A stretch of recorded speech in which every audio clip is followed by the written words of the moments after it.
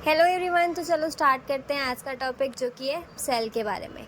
Cell का basic पढ़ने से पहले हमें पता है कि हम सारे के सारे क्या हैं, ऑर्गेनिजम्स हैं। ऑर्गेनिजम्स जो होते हैं वो बेसिकली दो पार्ट्स में डिवाइडेड हैं, एक तो सेलुलर और एक नॉन सेलुलर। सेलुलर ऑर्गेनिज्म वो ऑर्गेनिज्म होते हैं जो कि हमारे सेल से मिलके बने हुए होते हैं, नाम से ही समझ में आ रहा होगा। नॉन सेलुलर वो होते हैं जो कि हमारे सेल्स नहीं होते जिसमें, ठीक है। अब हमारे जो सेलुलर होते हैं वो दो तरीके के होते हैं, प्रोकैरियोट्स और यूकैरियोट्स। प्रोकैरियोट्स और यूकैरियोट्स में मेन डिफरेंस ये होता है कि हमारे जो प्रोकैरियोट्स होते हैं उसमें न्यूक्लियस नहीं होता, यूकैरियोट्स में मेम्ब्रेन बाउंड न्यूक्लियस प्रेजेंट होता है। प्रोकैरियोट्स फर्दर डिवाइड होते हैं दो पार्ट्स में, एक तो आर्के और एक यू बैक्टीरिया में। यूकैरियोट्स को हम फर्दर डिवाइड कर सकते हैं यूनिसेलुलर में और मल्टीसेलुलर में। यूनिसेलुलर में आ गए हमारे प्रोटिस्ट, मल्टीसेलुलर में आ गए फंजाई, प्लांट्स और एनिमल्स। प्रोकैरियोट्स जो होते हैं ना वो ज़्यादातर कैसे होते हैं, यूनिसेलुलर ही होते हैं। कैसे होते हैं, यूनिसेलुलर ही होते हैं। इसी वजह से प्रोकैरियोट्स मल्टीसेलुलर और यूनिसेलुलर में आप डिवाइड नहीं करोगे। उसके बाद आता है नॉन सेलुलर में दो तरीके के होते हैं, वायरस और वायरॉइड। वायरस जो होते हैं वो क्या होते हैं, न्यूक्लियो प्रोटीन होते हैं। वायरस जो हैं दो तरीके के होते हैं, एक तो डीएनए वायरस और एक आरएनए वायरस। फिर दूसरा आता है वायरॉइड जिसमें हम आरएनए के बारे में पढ़ेंगे। अब हमारा जो सेल होता है उसे ऐसा नाम क्यों दिया गया। हमारा जो सेल होता है उसे ये नाम इसलिए दिया गया क्योंकि हमारा जो सेल होता है वो कंपार्टमेंट की तरह होता है, और हर एक कंपार्टमेंट यानी कि हर एक सेल के अराउंड क्या होती है, एक सेल मेम्ब्रेन प्रेजेंट होती है, ठीक है। और अगर हम डिस्कवरी की बात करें सेल की, तो सेल को जो है हमारा डिस्कवर किया था रॉबर्ट हुक ने सबसे पहले 1665 में। लेकिन ये जो सेल की डिस्कवरी हुई थी ना वो डेड सेल की हुई थी, डेड कॉक सेल की। इस सेल के अराउंड जो है साइटोप्लाज्म जो है वो प्रेजेंट नहीं था।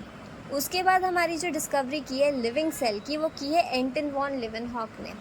तो अगर क्वेश्चन आता है कि लिविंग सेल की डिस्कवरी किसने की थी, तो वो की थी एंटन वॉन लिवेनहॉक ने।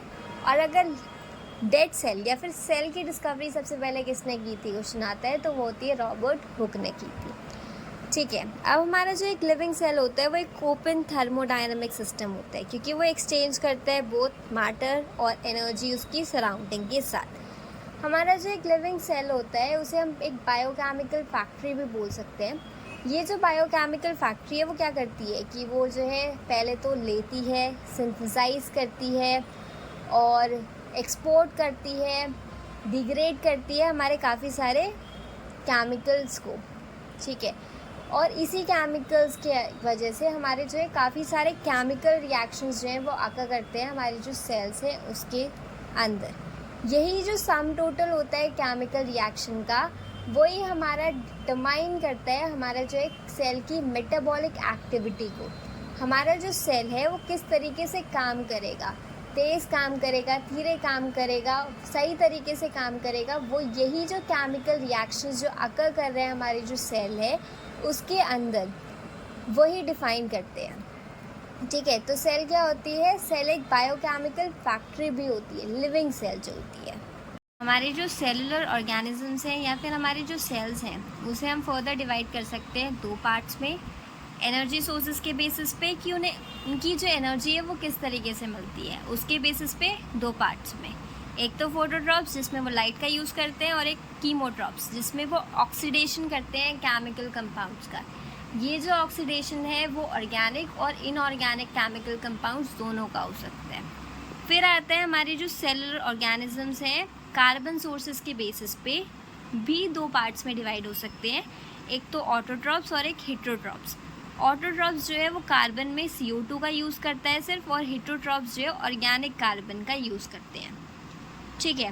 अब हमारे जो प्रोकैरियोट्स होते हैं और यूकैरियोट्स होते हैं उसमें बेसिकली क्या होता है, डिफरेंस तो यही होता है कि हमारा जो है मेम्ब्रेन बाउंड न्यूक्लियस जो है प्रोकैरियोट्स में प्रेजेंट नहीं होता, यूकैरियोट्स में प्रेजेंट होता है। लेकिन हमारा जो है और भी कुछ डिफरेंस होते हैं, जैसे कि हमारा जो है यूकैरियोट्स में क्या होता है, स्मॉल ऑर्गेनल्स यानी कि छोटे छोटे से ऑर्गन्स भी प्रेजेंट होते हैं, जैसे कि माइटोकॉन्ड्रिया हो गया। अब हमारा जो सेल होता है, सेल में साइटोप्लाज्म प्रेजेंट होता है। साइटोप्लाज्म कहाँ प्रेजेंट होता है, सेल में एक प्लाज्मा मेम्ब्रेन होती है, प्लाज्मा मेम्ब्रेन और न्यूक्लियस के बीच में साइटोप्लाज्म प्रेजेंट होता है, जिसमें साइटोसोल प्रेजेंट होता है और छोटे छोटे से ये जो ऑर्गेनल्स होते हैं वो प्रेजेंट होते हैं।